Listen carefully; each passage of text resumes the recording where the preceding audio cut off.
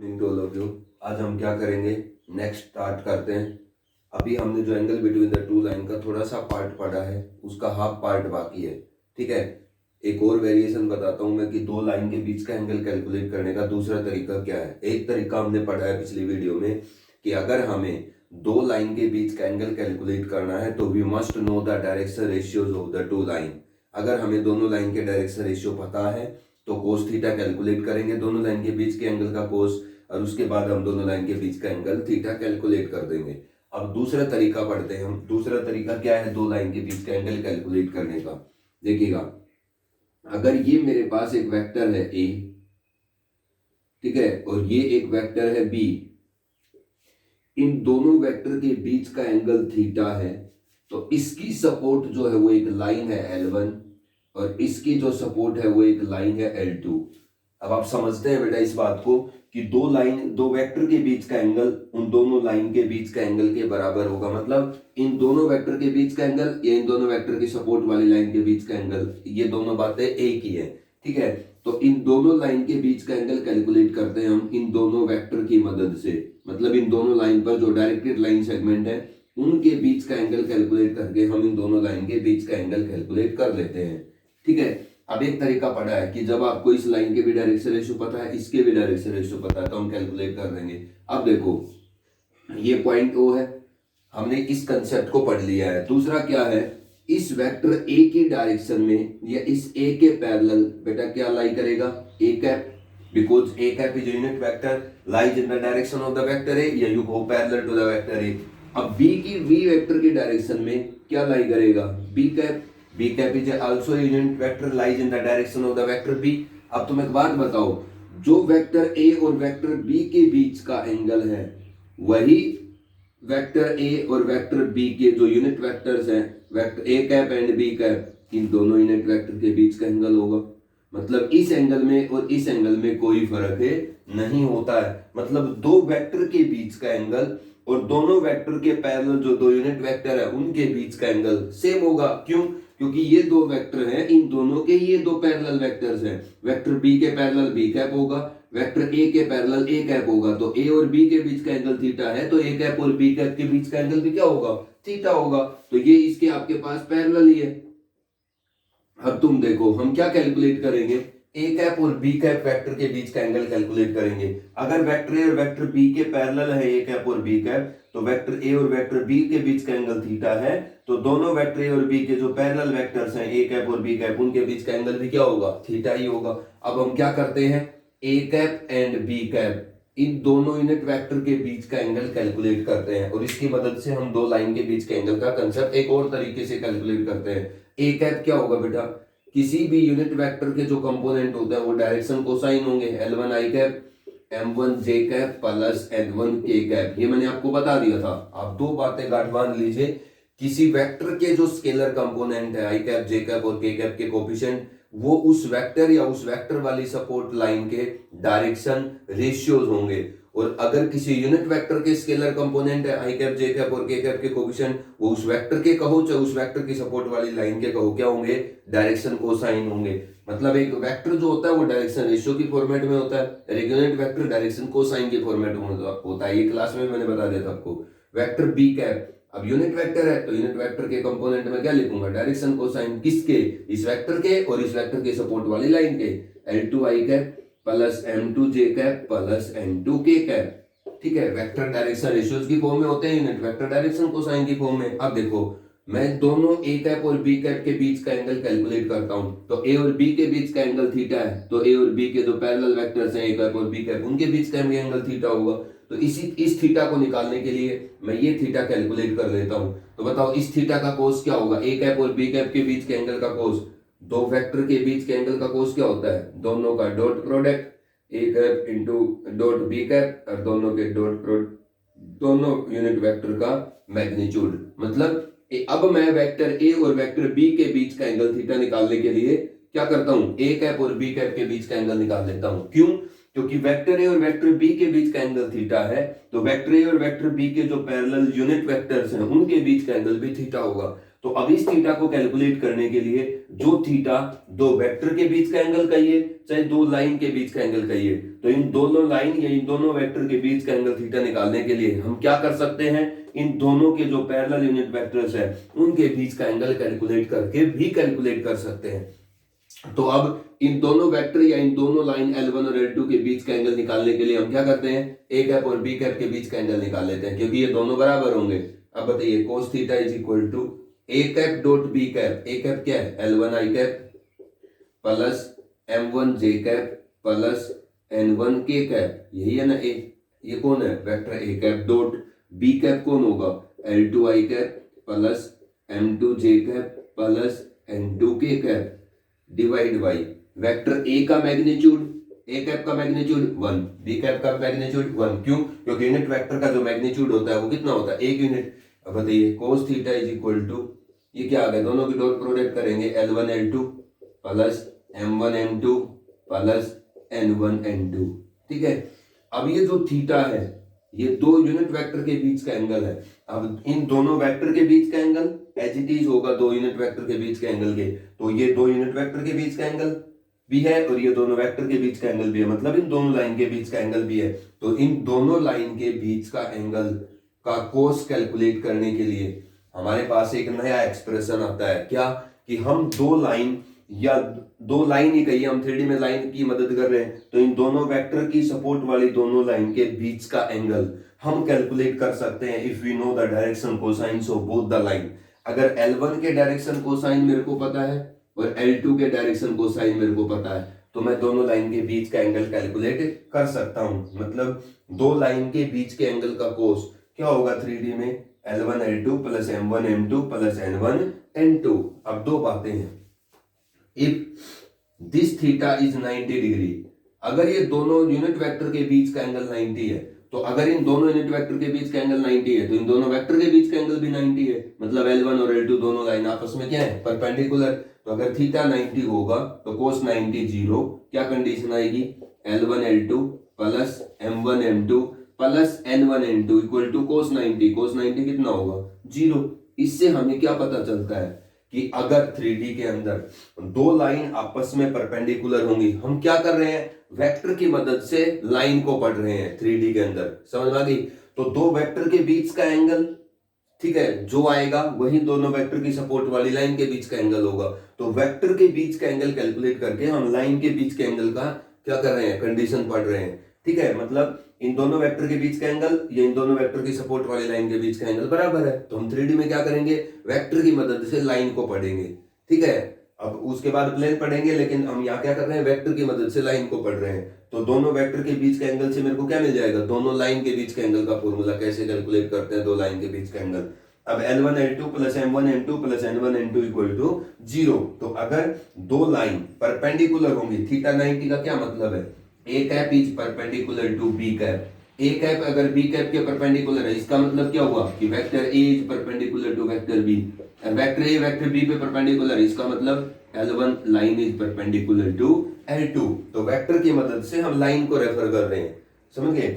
तो दो लाइन अगर परपेंडिकुलर होती हैं 3D के अंदर, तो दोनों के डायरेक्शन कोसाइंस की प्रोडक्ट का सम 0 होगा।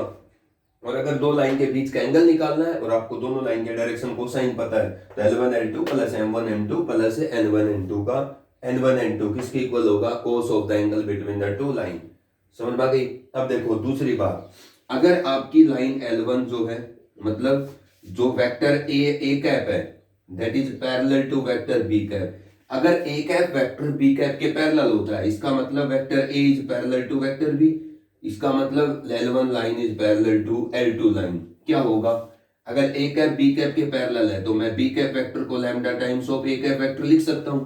अब बी कैप वेक्टर कौन है, L2 I cap plus M2 J cap plus N2 K cap is equal to lambda times of A cap vector कौन है, L1 I cap plus M1 J cap plus N1 K cap. यही है ना, यही आपका ए cap vector. अगर अब मैं इसको इधर लिख रहा हूं तो क्या आ गया मेरे पास, L2 I cap plus M2 J cap plus N2 K cap is equal to, ये लैम्डा अगर अंदर जाएगा तो lambda L1 I cap plus lambda M1 J cap plus lambda N1 K cap यही आएगा ना।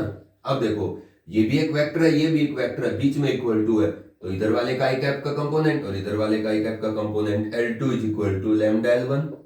यहाँ से जे कैप का component M2 is equal to lambda M1 बराबर होंगे, इधर N2 is equal to lambda N1, ये भी तीन दोनों बराबर होंगे।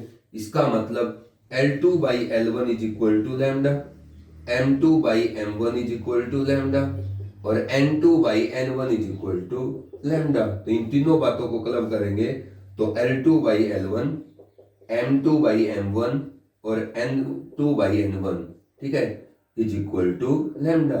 तो अगर दो यूनिट वेक्टर पैरेलल होने का मतलब वो जिसके दो यूनिट वेक्टर है वो दो वेक्टर पैरेलल होना, वो दो वेक्टर पैरेलल होने का मतलब उन दोनों वेक्टर की सपोर्ट वाली लाइन पैरेलल होना, ठीक है। तो वेक्टर की मदद से हम लाइन की पैरेललिटी या परपेंडिकुलरिटी या एंगल को, बीच के एंगल को पढ़ा है। तो दो लाइन अगर आपस में पैरेलल होंगी तो दोनों के डायरेक्शन रेशियो के रेशियो बराबर होंगे, मतलब L2 by L1, M2 by N1 और N2 बाई N1 बराबर होगा अगर दो लाइन क्या होती है, पैरेलल होती है। अगर दो लाइन पैरेलल होंगी 3D में तो L2 by L1, M2 by N1 और N2 बाई N1 ये तीनों रेशियो आपस में क्या आएंगे, इक्वल आएंगे। अब यहां से एक चीज और समझ सकते हैं आप कि अगर L1 लाइन L2 के पैरेलल है, ठीक है, तो L1 लाइन अगर L2 के पैरेलल है तो L2 के जो डायरेक्शन रेशियो होंगे, L2 के जो डायरेक्शन कोसाइन होंगे L2, M2 और N2, ये क्या आते हैं बेटा, लैम्डा L1, लैम्डा M1 और लैम्डा N1, ठीक है। मतलब ये जो आपके पास L2 है ये लैम्डा L1 के बराबर है, M2 लैम्डा M1 के बराबर है और N2 लैम्डा N1 के बराबर है। इसको समझिएगा, ये L1 लाइन के है, ये L2 लाइन के है। अगर ये दोनों लाइन पैरेलल है, L1 is parallel to L2, तो 3D के अंदर अगर दो लाइन पैरेलल होती हैं तो हम दूसरी लाइन L2 के डायरेक्शन कोसाइन L1 लाइन के डायरेक्शन कोसाइंस को किसी स्केलर लैम्डा से मल्टीप्लाई करके लिख सकते हैं। मतलब अगर आपकी दो लाइन पैरेलल है, एक लाइन के डायरेक्शन कोसाइन L1, M1 और N1 है, तो दूसरी लाइन के डायरेक्शन कोसाइन अगर वो दूसरी पहली के पैरेलल है तो क्या लिखेंगे, आप अपनी पहली लाइन के डायरेक्शन कोसाइन को किसी सेम नंबर लैम्डा से मल्टीप्लाई करके लिख सकते हैं। मतलब मान लो L1 और L2 दोनों पैरेलल हैं, L1 के डायरेक्शन कोसाइन है 1, 4, 3 फॉर एग्जांपल, ठीक है। L1 के डायरेक्शन कोसाइन है 1, 4, 3।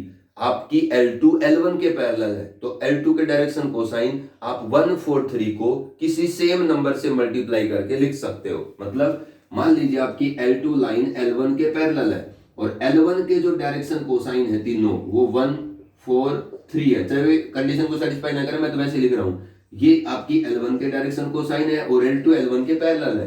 तो L2 लाइन का जो डायरेक्शन कोसाइन होंगे L2 और N2 वो लैम्डा टाइम्स होते हैं L1 के डायरेक्शन कोसाइन के। तो इसको अगर कोई बच्चा 2 से मल्टीप्लाई करके लिखता है तो 2, 4 2 जा 8, 3 2 जा 6, ये आपकी L2 के डायरेक्शन कोसाइन हो जाएंगे। क्यों, मैंने किससे मल्टीप्लाई किया, 2 से। अगर आपको अपनी L2 L1 लाइन के डायरेक्शन कोसाइन पता है, L2 L1 के पैरेलल है, तो L2 के डायरेक्शन कोसाइन क्या होते हैं, L2 M2 N2 क्या होता है, lambda L1 lambda M1 lambda N1। तो आपकी जो पहली लाइन के डायरेक्शन कोसाइन है उसके तीनों नंबर को किसी फिक्स नंबर से मल्टीप्लाई कर दो लैम्डा से। अगर कोई बच्चा 3 से मल्टीप्लाई करता है 3, 3 4 जा 12, 3 3 जा 9, ये भी आपके L2 के डायरेक्शन कोसाइन है। मतलब अगर L1 L2 दोनों पैरेलल हैं तो L1 के अगर आप डायरेक्शन कोसाइन जानते हो तो L2 लाइन के डायरेक्शन कोसाइन आप आराम से लिख सकते हो। क्या करके, L1 लाइन के तीनों डायरेक्शन कोसाइन को किसी सेम नंबर से मल्टीप्लाई करके। ये भी L2 के डायरेक्शन कोसाइन है, ये भी L2 के डायरेक्शन कोसाइन है। कोई बच्चा इन तीनों नंबर को 5 से मल्टीप्लाई करके लिखता है तो वो भी L2 के डायरेक्शन कोसाइन आएंगे। अगर कोई बच्चा इन तीनों नंबर को 1 से मल्टीप्लाई करके लिखता है तो 1 भी तो एक लैम्डा की वैल्यू है, तो ये भी आपकी L2 के क्या होंगे, डायरेक्शन कोसाइन होंगे। तो इसका मतलब अगर हमारे पास दो लाइन पैरेलल होती हैं तो हम एक लाइन के अगर डायरेक्शन कोसाइन जानते हैं, ठीक है, तो दूसरी लाइन के डायरेक्शन कोसाइन, जिस लाइन के डायरेक्शन कोसाइन जानते हैं हम वो यूज कर सकते हैं। क्यों, क्योंकि दूसरी लाइन के डायरेक्शन कोसाइन अगर दूसरी पहली के पैरेलल है तो क्या होते हैं, पहली वाली के लैम्डा टाइम्स होते हैं। अगर मेरी L2 L1 के पैरेलल है तो L1 के जो डायरेक्शन कोसाइन होंगे उसके लैम्डा टाइम्स किसके आ जाएंगे, L2 के आ जाएंगे। मतलब L1 के जो डायरेक्शन कोसाइन है L1 M1 और N1, उन तीनों को अगर किसी सेम नंबर से मल्टीप्लाई करूंगा तो L2 के डायरेक्शन कोसाइन आएंगे। तो वो सेम नंबर जिससे मैं मल्टीप्लाई करूंगा L1 के डायरेक्शन कोसाइन वो 1 भी हो सकता है। तो इसका मतलब मेरी L2 लाइन के डायरेक्शन कोसाइन L1 के जो डायरेक्शन कोसाइन है एज इट इज वो भी मैं लिख सकता हूं या यूज कर सकता हूं। क्यों? क्योंकि लैम्डा की वैल्यू 1 के कोरस्पॉन्डिंग दूसरी लाइन के डायरेक्शन कोसाइन L1 M1 और N1 भी आ सकते हैं। समझ में आ गई? तो ये पॉइंट आपने क्लियर रखना है। यही बात मैं डायरेक्शन रेशियो में बताई थी कि अगर दोनों लाइन पैरेलल है, एक लाइन के direction ratio A1 B1 C1 है तो दूसरी के डायरेक्शन रेशियो आएंगे lambda A1 lambda B1 lambda C1। तो अगर मैं लैम्डा 1 लेता हूं तो L2 के डायरेक्शन रेशियो मैं A1 B1 C1 भी यूज कर सकता हूं या लिख सकता हूं। क्या बात समझ में आ गई? अब ये हमारा कंसेप्ट है angle between the two line का, कि अगर दो लाइन के बीच का एंगल कैलकुलेट करना है तो या तो हमें दोनों लाइन के डायरेक्शन रेशियो पता होने चाहिए या हमें दोनों लाइन के डायरेक्शन कोसाइन पता होने चाहिए। एक चीज पता होनी चाहिए, हम डायरेक्शन कोसाइन की फॉर्म में भी क्या कर सकते हैं, दोनों लाइन के बीच का एंगल कैलकुलेट कर सकते हैं, और हम डायरेक्शन रेशियो की फॉर्म में भी कैलकुलेट कर सकते हैं। और दो लाइन की पैरेललिटी या परपेंडिकुलरिटी की कंडीशन क्या होती है, ठीक है, ये हमने वेक्टर की मदद से लाइन को पढ़ा है। ठीक है, अब तक हमने क्या बताया है कि अगर आपको दो लाइन के बीच का एंगल कैलकुलेट करना है, ये लाइन, अब हम लाइन की बात करते हैं डायरेक्ट। ठीक है, अभी तक मैंने दोनों लेक्चर के अंदर क्या सिखाया तुम्हें, देखो मैं एक बार समराइज कर देता हूं। ये लाइन L1 है और ये लाइन आपकी L2 है। ठीक है, इन दोनों लाइन के बीच का एंगल आपको कैलकुलेट करना है। दो बातें होंगी, अब मैं डायरेक्ट लाइन पे आ रहा हूं, वेक्टर की मदद से हमने लाइन को स्टडी किया है। ये दोनों लाइन के बीच का एंगल है।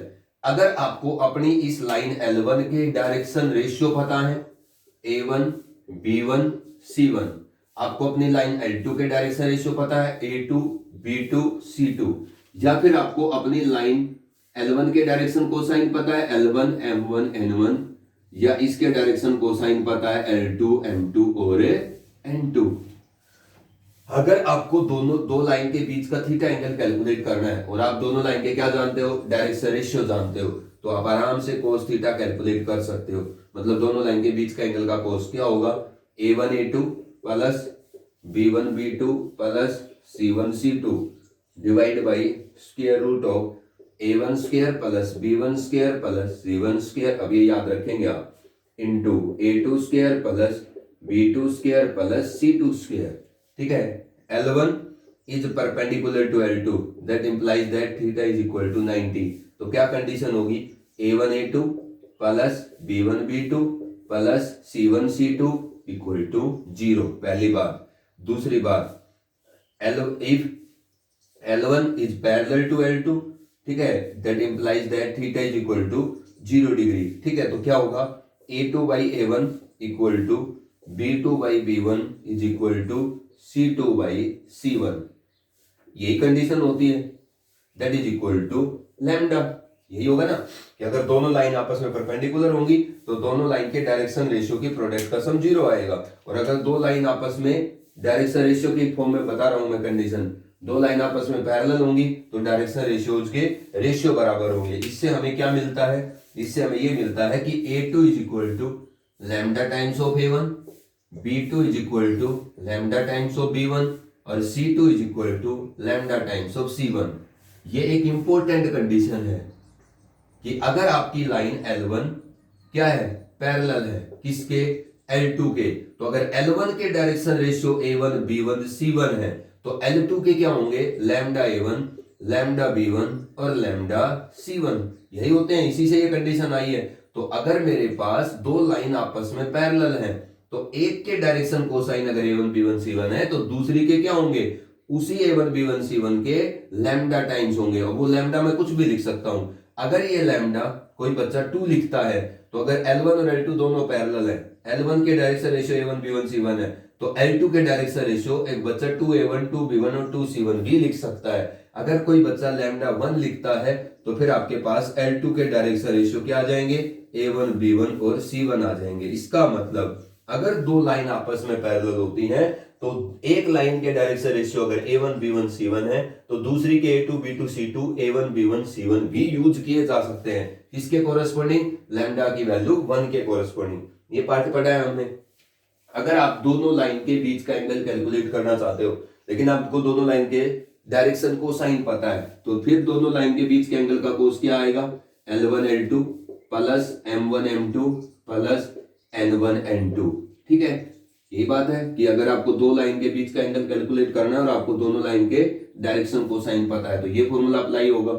If this theta is 90 degree, अगर दोनों लाइन के बीच का एंगल थीटा 90, इसका मतलब L1 is perpendicular to L2। दो लाइन की परपेंडिकुलरिटी की कंडीशन क्या आएगी? M1 M2 L1 L2 plus N1 N2 cos 90 कितना हो जाएगा? 0, पहली कंडीशन। दूसरी, if L1 is parallel to L2, अगर दोनों लाइन आपस में पैरेलल है तो L2 by L1 M2 by M1 और N2 बाई N1 ये तीनों रेशियो बराबर होंगे किसी स्केलर लैम्डा के कोरेस्पोंडिंग।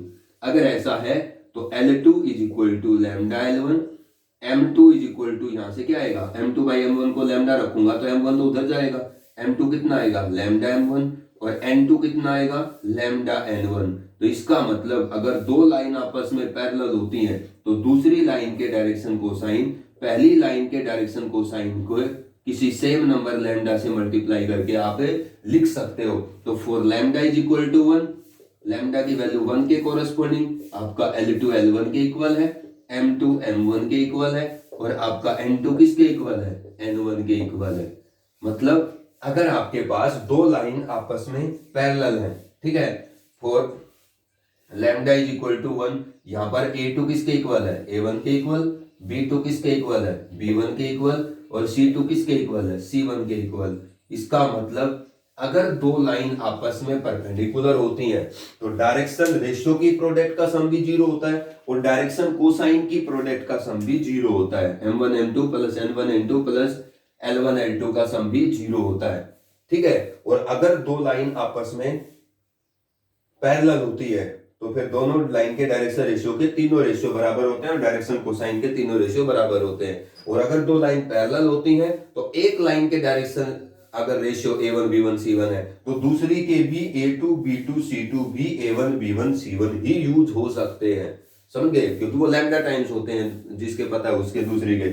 अगर दो लाइन आपस में पैरेलल है तो दूसरी लाइन के डायरेक्शन कोसाइन पहली लाइन के डायरेक्शन कोसाइन जिसके वो पैरेलल है उसके लैम्डा टाइम्स ही होते हैं। तो इसका मतलब अगर दो लाइन पैरेलल होती हैं तो दूसरी लाइन के L2 M2 और N2 कितने लिख सकते हो आप? L1 M1 N1 लिख सकते हो। मतलब दो लाइन अगर आपस में पैरेलल होती हैं तो एक लाइन के भी अगर आपको डायरेक्शन रेशियो डायरेक्शन कोसाइन पता है तो दूसरी लाइन के डायरेक्शन रेशियो डायरेक्शन कोसाइन वो यूज कर सकते हैं हम।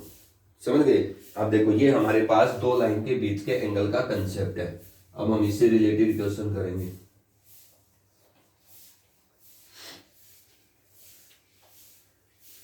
ठीक है, अब देखिएगा इससे रिलेटेड हम कुछ क्वेश्चन करेंगे। अब ध्यान से देखिएगा। पहले मैं एंगल कैलकुलेट करके दिखाता हूं आपको। Find the angle between the two line whose direction cosines are, इसी से related.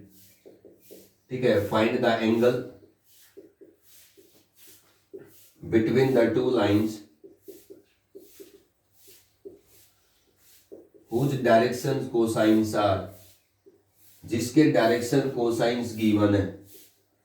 whose direction cosines are, देखो दो लाइन के डायरेक्शन कोसाइन आपको गिवन है क्या? 1/2 माइनस 1/3 1/4। ये मान लो L1 लाइन है, इसके डायरेक्शन कोसाइन है 1/2 माइनस 1/3 और 1/4। L1 लाइन के डायरेक्शन कोसाइन 1/3 1 एंड 2/3 1/3 2, ठीक है, 1/3 1 एंड 2/3 1 एंड 2/3। दो लाइन के आपको डायरेक्शन कोसाइन गिवन है। ठीक है, दो लाइन के आपको क्या गिवन है? Direction cosine. आपको इन दोनों लाइन के बीच का एंगल कैलकुलेट करना है। तो हम फॉर्मूला जानते हैं कि भाई दो लाइन के अगर डायरेक्शन कोसाइन पता है तो दोनों लाइन के बीच के एंगल का कोस क्या होगा? L1 L2, तो 1/2 इंटू 1/3। ये L1 M1 N1 है, ये L2 M2 N2 है। तो L1 L2 plus M1 M2 minus का 1/3 into 1 plus N1 N2 1/4 into 2/3। अब बताइए cos theta is equal to 1/6 minus 1/3 plus 2 2 4 1/6, तो 1/6 1 प्लस 1/6 प्लस 1/6, तो क्या हो जाएगा ये 2/6, 1/3 माइनस का 1/3, तो क्या आ जाएगा 0। अगर कोस थीटा 0 आता है तो theta is equal to 90 degree. तो दो लाइन के, इन दोनों लाइन के बीच का एंगल जिनके आपको डायरेक्शन कोसाइन गिवन है वो कितना आएगा 90 डिग्री। ठीक है, तो ये हमारे पास दो लाइन के जब हमें डायरेक्शन कोसाइन पता थे तो उनके बीच का एंगल कैलकुलेट कर दिया। ठीक है, ये 8th क्वेश्चन का फर्स्ट पार्ट है।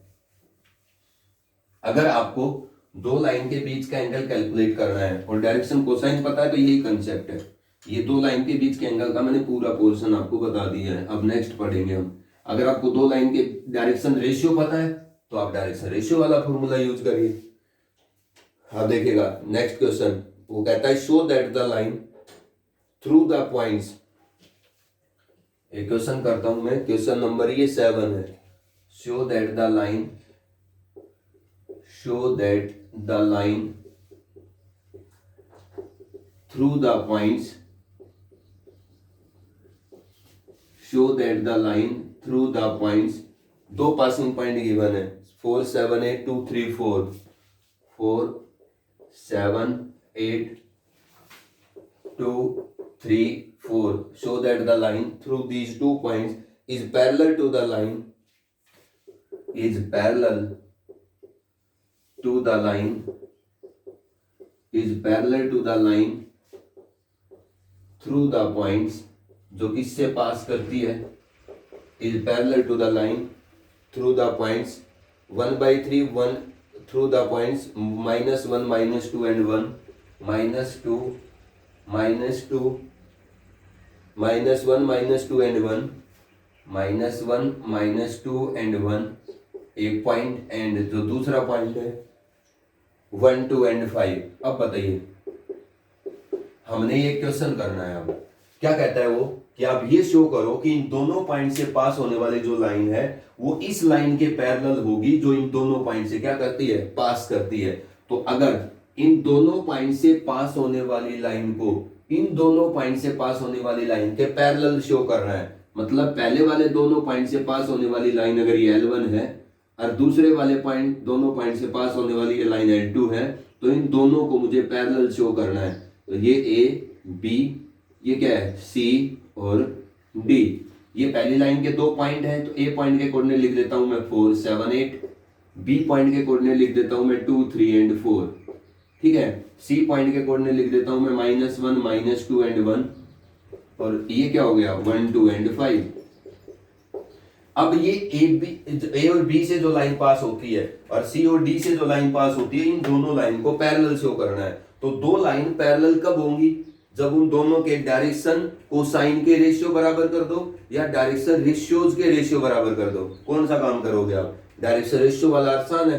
देखो इस लाइन के डायरेक्शन रेशियो बताइए, A1 क्या होगा, B1 क्या होगा, C1 क्या होगा। मैंने आपको क्या बताया था कि जो लाइन दो पॉइंट से पास करती है, ठीक है, जो लाइन दो पॉइंट से पास करती है उस लाइन के डायरेक्शन रेशियोज क्या होंगे, x2 - x1, y2 - y1, z2 - z1। अगर नहीं भी बताया है तो आप सुन लीजिएगा इस चीज को कि जो लाइन दो पॉइंट से पास करेगी या दो पॉइंट से पास होने वाली लाइन के तीनों डायरेक्शन रेशियो क्या होते हैं, उन दोनों पासिंग पॉइंट के x का डिफरेंस उस लाइन का पहला डायरेक्शन रेशियो होगा, दोनों पासिंग पॉइंट के y का डिफरेंस उस लाइन का दूसरा डायरेक्शन रेशियो होगा, और दोनों पासिंग पॉइंट के z कोऑर्डिनेट का डिफरेंस उस लाइन का तीसरा डायरेक्शन रेशियो होगा। अब ये लाइन अगर दो पॉइंट से पास कर रही है तो इसका पहला डायरेक्शन रेशियो कौन होगा, x2 - x1, तो 2 - 4 - 2। दूसरा डायरेक्शन रेशियो कौन होगा, y2 - y1, 3 - 7 - 4। तीसरा कौन होगा, z2 - z1, 4 - 8 क्या जाएगा -4। ये A1 B1 C1 है। अब ये लाइन जिन दो पॉइंट से पास करती है इसके direction ratio A2 B2 C2 लिख लेता हूं। अब A2 B2 और C2 क्या होंगे, एक लाइन जब दो पॉइंट से पास होती है तो उसका पहला डायरेक्शन रेशियो कौन होगा, x2 - x1, तो 1 - -1 plus 2, y2 - y1, 2 - -2 4, z2 - z1 5 - 1 4। तो ये क्या आ गया A2 B2 एंड C2। अब पैरेलल प्रूव करना है तो हम क्या चेक करेंगे, हम A2/A1 निकालेंगे। कितना आता है A2/A1, 2/-2 that is equal to -1। हम B2/B1 कैलकुलेट करेंगे, कितना आएगा B2/B1, 4/-4 that is also equal to -1। हम C2/C1 C1 कैलकुलेट करेंगे 4/-4 कितना आएगा -1। इसका मतलब यहां से हमें क्या दिख रहा है कि A2/A1, B2/B1 और C2/C1 तीनों बराबर आ रहे हैं इन दोनों लाइन के लिए जो दो दो पॉइंट से पास करती हैं। तो अगर दो लाइन के डायरेक्शन रेशियोज के तीनों रेशियो बराबर है A2/A1, B2/B1, C2/C1 अगर आपस में बराबर है तो this implies that line L1 is parallel to line L2। ठीक है, अगर कोई बच्चा L2/L1, M2/N1 और N2/N1 इक्वल प्रूव कर देता है तब भी दोनों लाइन को पैरेलल कह सकता है। ठीक है, और ये बात आप ध्यान रखेंगे कि अगर कोई लाइन दो पॉइंट से पास करती है, ठीक है, x1, y1, z1, ठीक है, अगर ये नहीं बताया तो नेक्स्ट वीडियो में मैं बता दूंगा इसको कैसे कहा है मैंने, x2, y2, z2। तो इस लाइन का जो तीनों डायरेक्शन रेशियो है, a होगा x2 - x1, b होगा y2 - y1 और c होगा z2 - z1। मैं देखूंगा अगर नहीं बताया होगा तो ये मैं नेक्स्ट वीडियो के अंदर बता दूंगा ये कैसे लिखा है। ये आपने नोट रखना है, जो दो पॉइंट से पास होने वाली लाइन के डायरेक्शन रेशियो कैसे लिखे जाते हैं ए बी सी।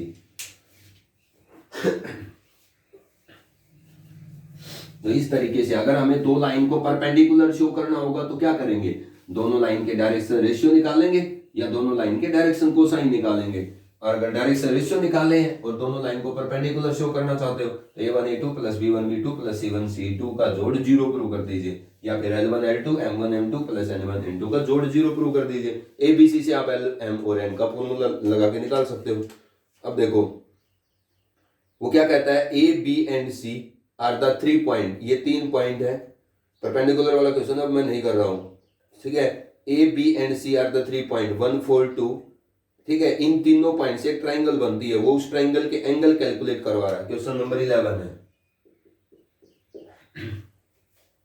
एक आपके पास 3 पॉइंट गिवन है, उन तीनों से एक ट्राइंगल बनती है, ठीक है। इन तीनों पॉइंट के कोऑर्डिनेट में लिख देता हूं 1 4 2।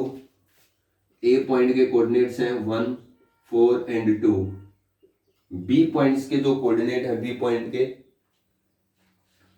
-2 1 एंड 2, -2 1 एंड 2। जो सी पॉइंट के कोऑर्डिनेट्स हैं 2 -3 एंड 4, 2 -3 एंड 4।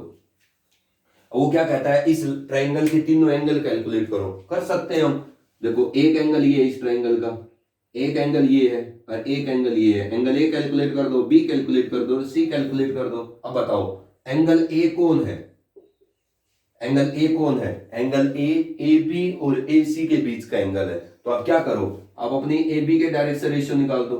ए बी कौन है, इन दो पॉइंट से पास करती है, तो इसका पहला डायरेक्शन रेशियो कौन होगा ए बी का, x2 - x1 -3। बी कौन होगा, y2 - y1 -3। सी कौन होगा, z2 - z1 0।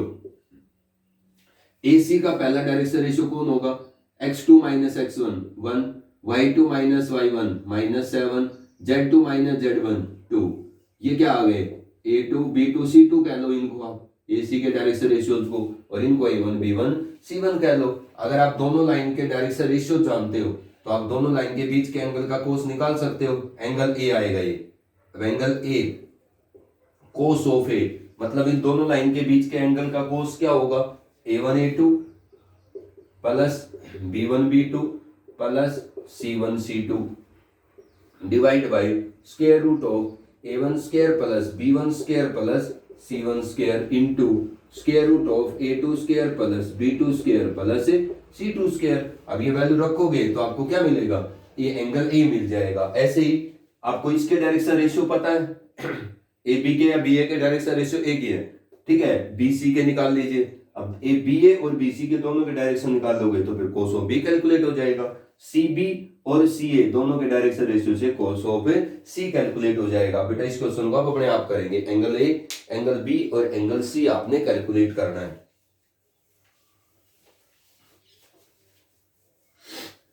अब देखो इसके अंदर एक क्वेश्चन है, जो इसका क्वेश्चन नंबर 6 है, using the direction ratios prove that the point. Question number 6 क्या कह रहे हैं वो, कि by using the direction ratios show that the point 1 - 2 and 3, एक पॉइंट है ए, 1 - 2 एंड 3 दूसरा पॉइंट बी है 2 3 एंड -4, 2 3 एंड -4, और जो सी पॉइंट है थर्ड पॉइंट वो है 0 -7 एंड 10, 0 -7 एंड 10। वो क्या कहता है कि आप डायरेक्शन रेशियोज का यूज करके इन तीनों पॉइंट को कोलिनियर प्रूव करिए। अब डायरेक्शन रेशियो का यूज करके इन तीनों पॉइंट को कोलिनियर कैसे प्रूव करेंगे आप इन तीनों पॉइंट में ए बी के डायरेक्शन रेशियो निकालो, बी सी के निकालो और ए सी के निकालो, ठीक है, या ए बी और बी सी के निकाल लो। बताइए what are the direction ratios of A B. किसके डायरेक्शन रेशियो निकाल रहा हूं? Direction ratios of line A B. A B line के डायरेक्शन रेशियोज आप कैलकुलेट करिए। अब ए बी लाइन के डायरेक्शन रेशियो कैसे निकालेंगे? जो लाइन दो पॉइंट से पास होती है उसके डायरेक्शन रेशियो क्या होंगे? x2 माइनस x1 क्या आएगा?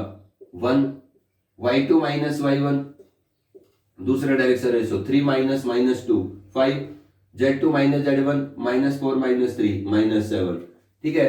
अब what are the direction ratios of BC?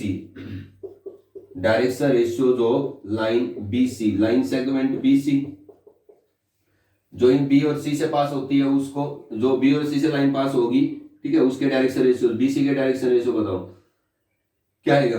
पहला x2 minus x1 -2, y2 minus y1 minus का 10, z2 माइनस z1 10 + 4 14, ठीक है। अब ए बी के डायरेक्शन रेशियोज को मैं a1 b1 और c1 का नाम देता हूं, बीसी के डायरेक्शन रेशियोज को मैं a2 b2 और c2 का नाम देता हूं। अब मैं रेशियो निकालता हूं, what is a2 by a1? -2 divide by 1 that is -2। What is b2 by b1? इसका मतलब -10/5 that is equal to -2। What is c2 by c1? इसका मतलब 14/-7 दैट इज -2। इसका मतलब सो लाइन L1 या AB इज पैरेलल टू क्या? BC। अगर आपके AB और ABC दोनों के डायरेक्शन रेशियोज के रेशियो बराबर आते हैं, A2 by A1, B2 by B1 और C2 बाई C1 क्या आ रहे हैं? बराबर, मतलब AB और BC दोनों लाइन के डायरेक्शन रेशियोज के रेशियो बराबर आते हैं, तो इसका मतलब AB और BC दोनों लाइन आपस में क्या है? Parallel. But point B is common, but point B is a common point. ये क्या है? इन दोनों के अंदर कॉमन पॉइंट है, तो इसका मतलब अगर ये दोनों ऐसी पैरेलल लाइन है जिनका पहली लाइन का टर्मिनल और दूसरी का इनिशियल कोइंसाइड करता है, तो ए बी और बी सी दोनों एक ऐसी पैरेलल लाइन है जिनका बी पॉइंट कॉमन है, तो इसका मतलब so A B and B C both lie along a same line, along a same line, दोनों एक सेम लाइन के अलोंग लाई करेंगे, तो that implies that A B and C are collinear, ठीक है। तो मतलब ए बी जहां बंद होगी वहीं से बी सी स्टार्ट हो जाएगी, तो तीनों के तीनों पॉइंट क्या होंगे? कोलिनियर होंगे। तो डायरेक्शन रेशियो की मदद से अगर हमने तीन पॉइंट को कोलिनियर प्रूव करना है तो इस तरीके से हम प्रूव कर सकते हैं।